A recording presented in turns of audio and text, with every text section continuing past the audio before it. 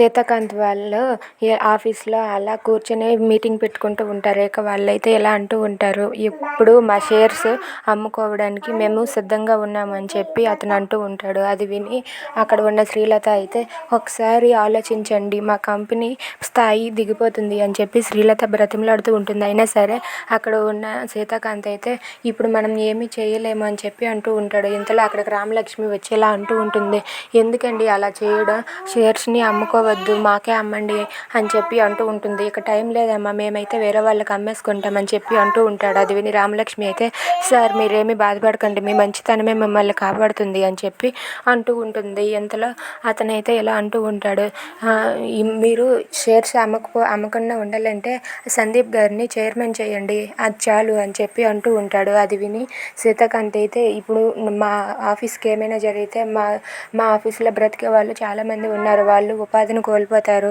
సరే సందీప్ని చైర్మన్ చేయడానికి నేను ఒప్పుకుంటున్నాను అని చెప్పి సీతాకాంత్ అంటూ ఉంటాడు. అది విని శ్రీలత సందీప్ వాళ్ళు అయితే చాలా సంతోషిస్తూ ఉంటారు. ఇక ఆయన అయితే ఒప్పుకోవడం కాదు, ఇప్పుడే సంతకం పెట్టండి అని చెప్పి అంటూ ఉంటాడు. ఇక ఆ పేపర్ని తీసుకొని సందీప్ని చైర్మన్ చేయడానికి సీతాకాంత్ అయితే సంతకం చేస్తూ ఉంటాడు. అది చూసి రామలక్ష్మి అయితే ఏం చేయలేక ఆపలేక అలా మౌనంగా ఉండిపోతుంది. ఇక సీతాకాంత్ అలా సంతకం పెడుతూ ఉంటే ఇంతలో ఆ లోపలికి ఒక అమ్మాయి వచ్చి ఆగండి సార్ ఆగండి అని చెప్పి అంటూ ఉంటుంది. అది విని రామలక్ష్మి సీతాకాంత్ వాళ్ళైతే ఎవరా అని చెప్పి ఎదురు చూస్తూ ఉంటారు. ఇక అది చూసి శ్రీలత సందీప్ అయితే ఒక్కసారిగా షాక్ అయిపోతారు.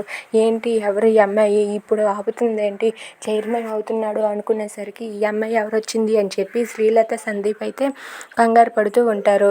ఇక సందీప్ని చైర్మన్ చేస్తాడా చేయడా Seethakanth? If you like this video please like, share and subscribe. Thanks for watching.